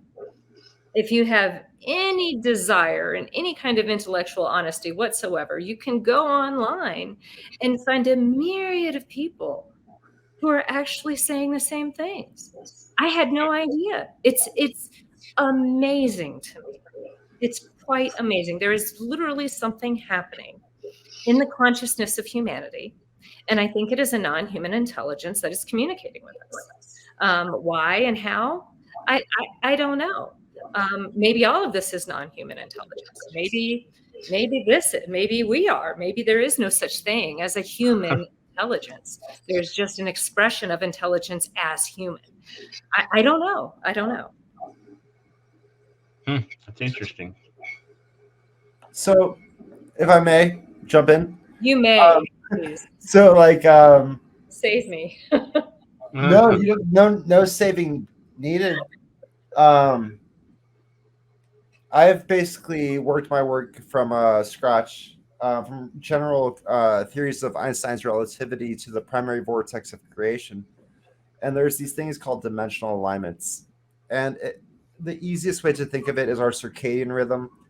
At first, it goes from delta, it drifts outwards, it drifts inwards into beta, it drifts outwards into delta. Mm-hmm. But then it also goes from and so now this primary vortex grows, and you have every aspect of creation is created by this. And so you have the hydrogen atom is created by it. The human conscious harmonics are created by it, meaning our circadian rhythm. And then you also have the precessional cycle of the earth itself, as well as all beings that exist within that dimensional layer. And so when it comes to dimensional alignments, we have one that exists within 1 hour and 1 minute, one that exists within 185 days. The next one is within 2029 years. But after I first presented that information and I related that to the Star of David when Jesus was born, basically I got a call from a yogi and saying, hey, do you realize that Jesus was actually born 2 years BC instead of zero? So my December 21st, 2029 basically relates to his December 21st, 2027. So it's a very interesting time when it comes to the dimensional alignments of just like natural chi of creation Right. manifesting within our experience, meaning like the same primary vortex that creates the hydrogen atom, that creates the heartbeat of the human, the breath of the human, the daily circadian rhythm of the human, to the precessional cycle of the earth, to the 2027-ish, 2020-ish year alignments, is also in play. In the way I've been able to equate it and describe it in a modern human society, is to say it's like going from a dream state of theta into the alpha state of, to the alpha state. Yeah. But how does that relate? It's in Hindi mythology, from the Dwapara into the Tetra, law of one from the yellow ray to the green ray, and the zodiac from Pisces into Aquarius. So it's literally our dimensional experience jumping into a denser realm of vibration. And that happens on certain cycles. Wow. That's beautiful. But it seems like those are kind of the mechanics of it. And Those are those are the cogs, and the wheel that are but spinning. there seems to be like like you have those mechanics, but then you have events that maybe kick off or cause a reaction or a chain reaction or Well, you could consider like almost each individual as a cog in the wheel, and based off of our delusional experiences, how much we decide to or choose to harmonize with that flow of creation is how easily those cogs spin. And so perhaps it's waiting for some cogs to spin before an event will happen. Interesting. And so by understanding how those cogs spin, maybe by slowing down your cog, you can actually give humanity more time. I've never discussed that concept with anyone before. So by slowing down how your cog spins, meaning what you're supposed to do within your life based off of the choices you make, is how fast the cog spins, but not only gives you more time to be ready for that, but everyone else on the planet. Wow. Maybe that's how these events, because I remember when I was younger, you hear, oh, this year something's going to happen, and then you hear 10 years later something. Maybe that's how we are, maybe altering the inevitable somehow. I don't know, or in the simplest terms ever, maybe sometimes people make a sacrifice and shove their foot in the door and let that door smash their foot and break all their bones, so that more people can survive the process. That's an interesting concept. That is an interesting concept. I mean, I kind of dig it. I mean, yeah. So we learn from others who have come before us. Apparently, I forgot to read that book before. But what I was thinking was, oh man, I think it just went right out of my head. I think we're all just tired because we've been going for a couple of hours. It might be. Alexei, do you remember the end of what you were saying? Because that was at the point at which I. So we were talking earlier about how you hold the universe in your hands, and you understand how to create a universe and how the universal flows. Mm-hmm. And so now we're talking about being cogs in a wheel. And so if you understand how you're a cog in the wheel and how you relate to the holding of the universes, maybe sometimes it's best to stick your foot in the cog and freeze it from being able to rotate it. Basically jam up the cog, shove a spike in it and say, hold up, let's now evolve.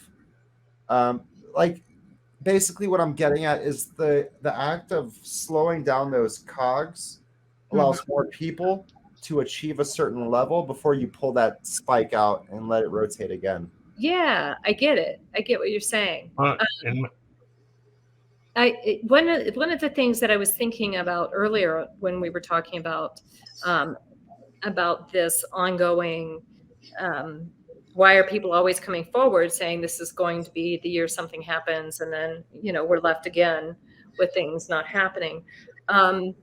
I've been trying to figure that out. Okay, obviously, because I really stuck my neck out there, and I trusted, and I shared what I was interpreting. Okay, I mean, you do the best you can here. What if it's an ancestral warning? What if it isn't? What if this continues to happen every generation because our ancestral history is actually being erased? It's being hidden. It's being rewritten. It's being manipulated. How many more words do I need to use to help everybody understand? Or maybe it's sort of like the observing, the double slit experiment. Maybe once someone brings that to the forefront, the just that being brought to our consciousness alters the future events somehow. And of course, and then there's always that. I mean, we could literally talk about this from so many different angles and have no answer. We will still have no answer. Yeah, and they're all metaphors because we're using our human words, right? And so, like, that's right. That's where it comes down to the concept of the harvest. And like when you're planting crops and you're harvesting plants, basically like not all plants will bloom and blossom at the same time. And so basically there's specific times, meaning like every spring or every whatever, which is related to 185 days. Then you also have another one that's related to 2,029 years. You have another one that's related to like 25,960 years. Or whatever it was, 25,960. That's right. Who cares? You guys get what I'm saying already. So when you have like specific harvest moments, maybe you can only harvest the fruit that's ready. And what's challenging though is as a human, as a being of flesh and blood, is to understand that our experiences are emerging from a primary vortex of creation, almost like a flower is blossoming from a plant. Mm-hmm. And so, like, is your flower ready to harvest? Might be a good question to ask. Mm-hmm. Are you a harvestable fruit? Does it need to wait before like the harvest happens? Theoretically, very philosophically, very spiritually philosophically asking, is that what's going on? Yeah. Yeah. That's awesome. You guys are awesome. I have to actually get ready to go to bed here soon because I have to get up at 4:30 in the morning. Or 5 I have to wake up. I have to wake up in 7 hours. Yeah, I still have to get some stuff done tonight. But Anjali, I really appreciate you coming back to visit us again. It's always a delight to have you visit.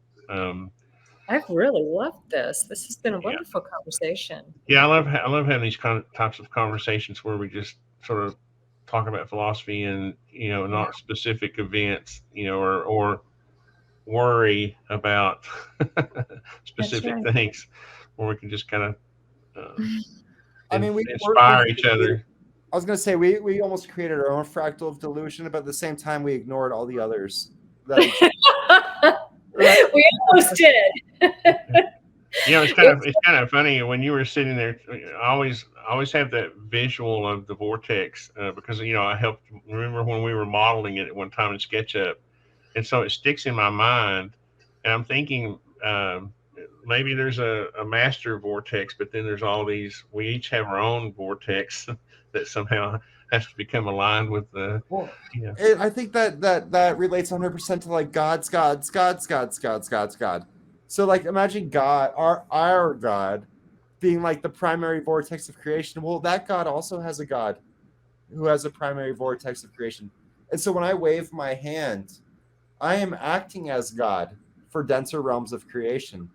So that's why I asked earlier, like, was our entire creation an accident? Was God just like, did he slip on a Lego? Did he stub his toe on the wall? Fell into Well, we'll have to talk about this next time because I have a problem with we're all gods. But because we're not all gods. We're not like the God. There are people who think that way though. They are, and I got upset one time when I saw like Kurt Mongol interview a person that was like, "We are God." I was like, no. No, you're the farthest thing from a god. If we were No, all we are gods, not God.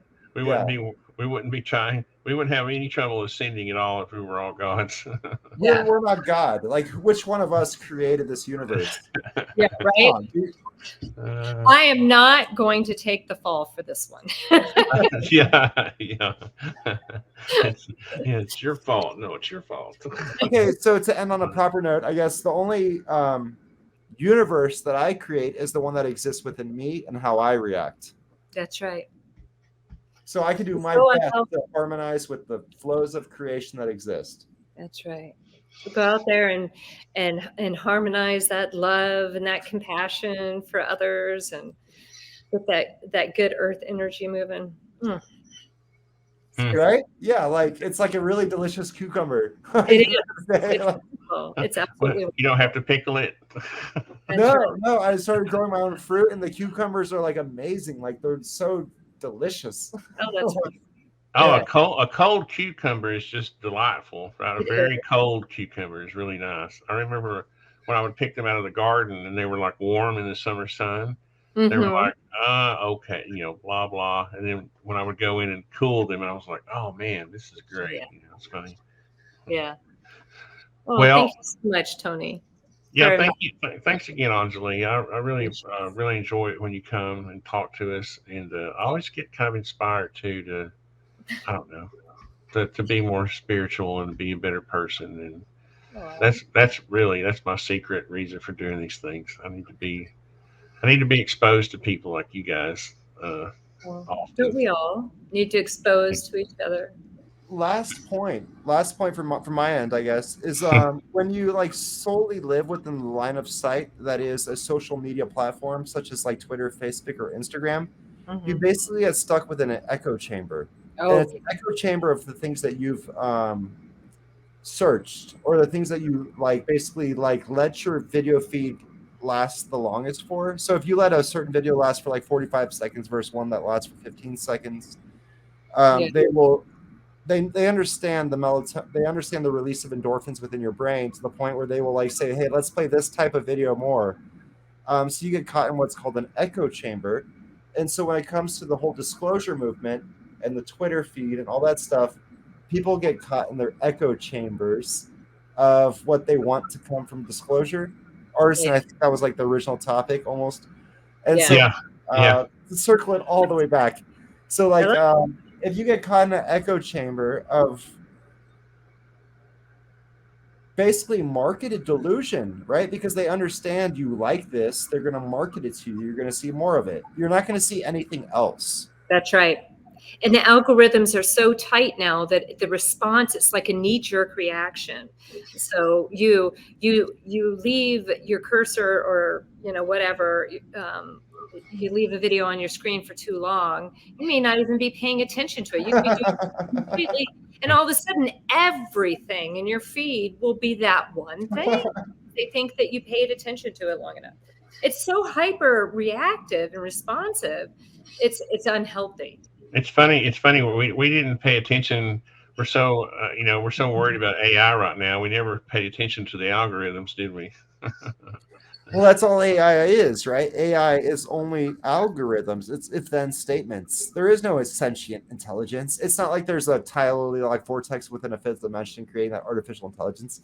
It's a human literally creating if-then statements now saying this is artificial intelligence. Well, yeah, I mean, an algorithm is a little bit simpler than artificial intelligence, but that's a whole other topic. Yeah, algorithms. That's our next live stream, right? Yeah. Can't really learn; they're sort of fixed. But that's true. Yeah. That is a whole other topic, and we will do that. We'll do that next time. That should be interesting. It sounds fun. I think Artisan, you and I have done like 100 conversations. I think this was like the coolest one I've ever done. Edit that out if you want. No, I'm just kidding. But does anybody have any closing thoughts that won't get edited out? I just really appreciate the company. It's been very lovely. Community is good.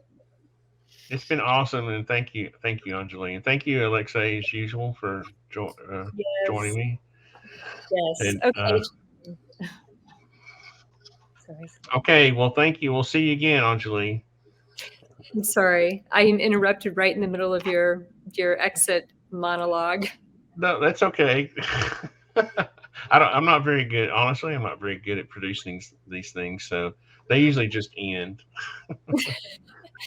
Okay. All right. Well, have a lovely evening, gentlemen. I really appreciate your time. Yo, You too. do we need an ending animation? Should I do like some type of like walk down the stairs? Yeah, Fake do. walk- Yeah. Oh no, I was joking. I don't want to do it. I thought about it. I was like, Oh, that kind of walk down the stairs. Yeah. I There yeah, you so go. like we all pretend to just like walk down fake stairs that exist within our rooms, but they're not even real. Anjali did a great one. I don't have anywhere to go. All right, guys. I hope you All have right. a wonderful evening. Thank you. Thanks, Anjali. We'll see Bye. you.